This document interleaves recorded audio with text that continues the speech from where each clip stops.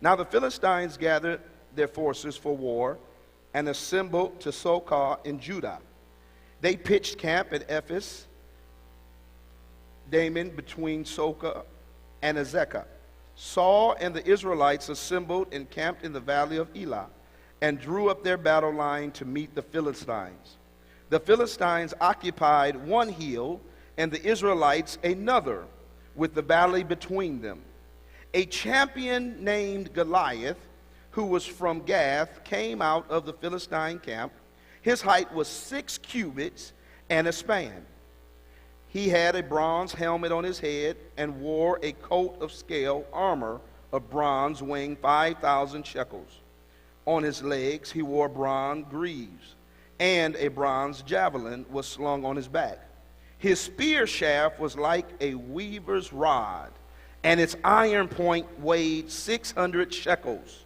His shield bearer went ahead of him. That was a bad dude. In layman's terms, where I grew up at, the expressions we would say was brother was strapped. Brother was, he had on his shield, he had his breastplate, he had on his helmet, he was girded up, and he was huge. He wasn't no little fella. Go ahead, pick up, Joseph, start reading verse 8. Goliath stood and shouted to the ranks of Israel, "Why do you come out and line up for battle? Am I not the Philistine? And are you not the servants of Saul?" Now stop right there. Aren't you the one speaking in tongues? Aren't you the one big and bad talking about God gonna bring you out? Aren't you the one singing, "I got favor, I'm a friend of God"? He said, aren't I the one that's unclean? Aren't I the worldly one? Then why you won't come out and face me? That's what he said. Go ahead, read, Joseph. Listen to him. "Choose a man and have him come down to me. If he is able to fight and kill me, we will become your subjects. But if I overcome him and kill him, you will become our subjects and serve us." Now, what if I told you that's how the devil tries to do even with sickness and disease? What if I told you that's what he tries to do with issues in your life? He tries to make you see an issue as being a giant and seeing the giant greater than your God. And if it were not so, why would we acknowledge what we're going through instead of who we're going to? This is what the enemy does, because he wants to intimidate us. He wants us to walk in fear instead of faith. Fear, a synonym for fear, is false evidence appearing real. Fear is false evidence appearing real. Faith, Hebrews 11:1 says, now faith is the substance of things hoped for, but no evidence. It gives no appearance. But we don't speak from what we see. We speak from what we believe. So we decree that I am healed. We decree that I am whole. We decree that I'm blessed when I come and I'm blessed when I go. Where he here is challenging the children of God. You all may be seated. Right here in the text, we see where Goliath is intimidating the children of God, and he's asking them, where is your God? Where is your faith in your God? Why don't I hear your praise chanting?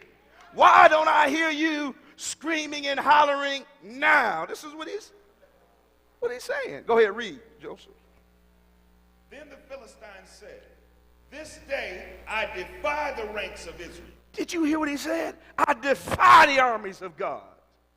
Do you know we live in a day and age where the enemy and people are defying the people of God, because they're saying, where is their God when they come to work with drama? Where is their God when they get the doctor's report and now they're missing in action? Where is their God when they're complaining about what they're going through instead of who they're going to? Do you know we live in a day and age where most people make mockery out of Christians? They say, where is their prayer life? They say, where is their God? Where is the lifestyle for Christianity? So this is what Goliath is doing, and this is why I've been teaching you about the power of your praise. A praise without faith is a scream. Ah! It is a loud expression.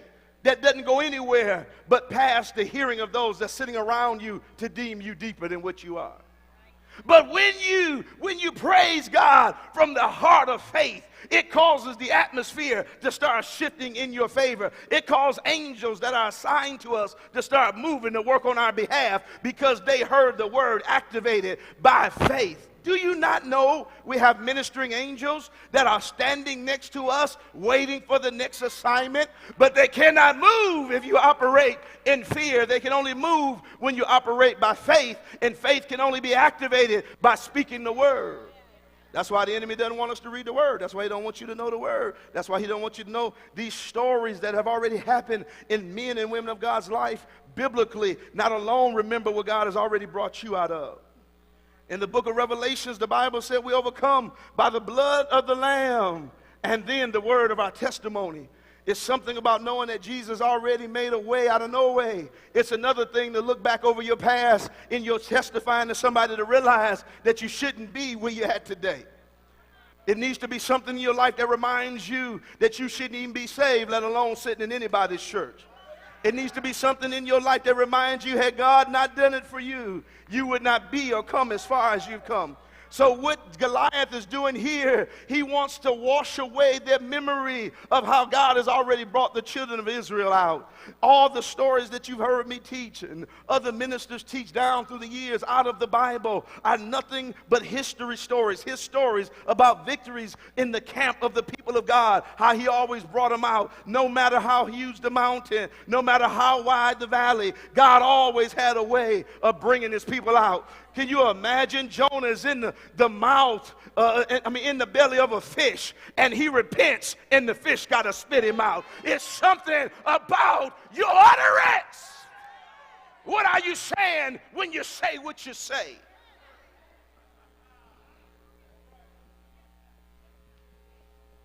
Goliath is hollering, "Where is your God now?" You're in a dilemma. You're in a situation. You got the doctor's report. The boss told you might not have a job by Monday. You got the layoff slip. There's aches going on in your body and you're scared to go to the doctor because of the report you believe you're going to get.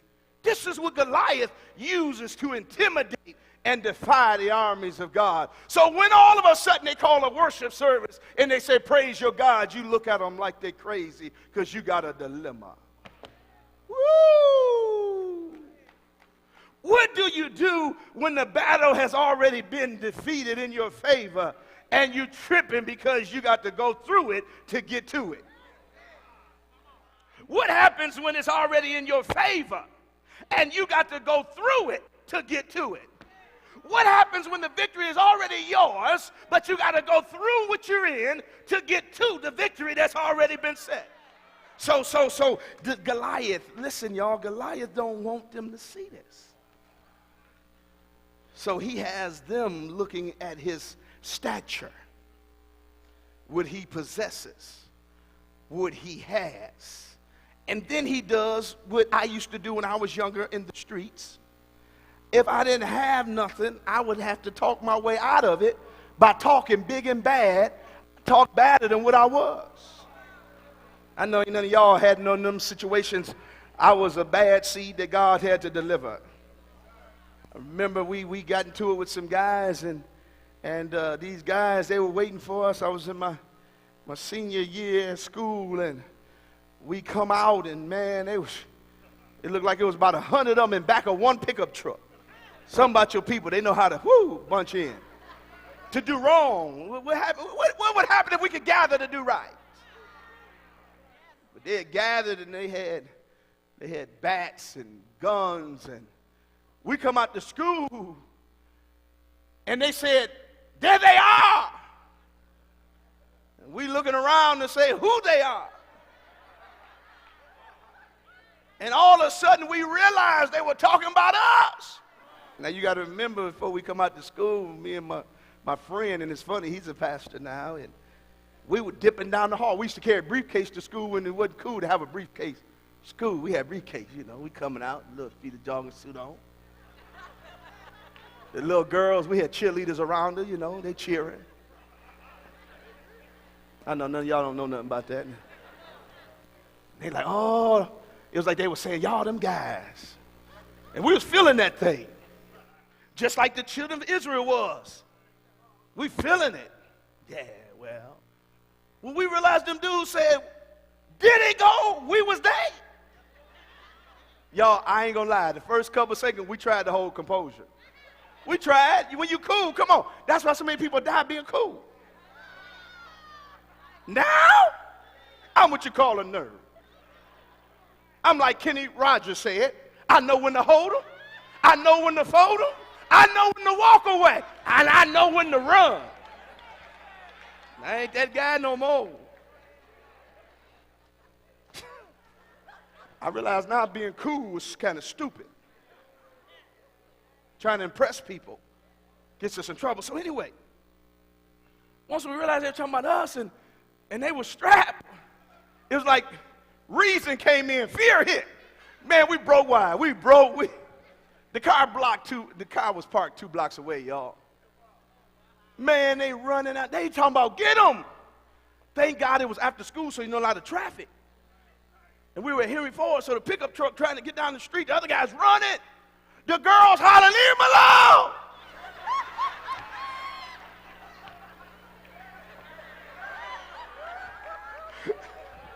Told you we had cheerleaders. The girls say, leave him alone. So the girl, y'all women got heart. The girls was trying to grab some of them. Stop them. By the time we got to the car, they was all up on us. Something, I realized now it was God, because I wasn't saved then. Something said, fake it. And I ran up to the trunk, popped the trunk. As soon as the trunk opened up, I said, oh, y'all better back up because I'm about to clear the streets. I ain't had nothing in the trunk but a spare tire. Matter of fact, it wasn't even my car. I was telling my buddy I was with, hit the trunk because he had a remote control. Hit the trunk. We running toward the car. That trunk, God, it still looks sweet. The trunk was coming up. Got to that trunk. I said, oh, y'all about to back up. My heart was beating out of my chest. What am I saying that for? The enemy wants us as saints to be on the run. How are we on the run when God's sitting down saying, I got you? I know you don't understand this. We don't intimidate people with our words, you know, like how I had to turn around and do. We don't have to do that. What we do is praise God. What we do is magnify God. And I'm going to show you because he's making mockery out of our God.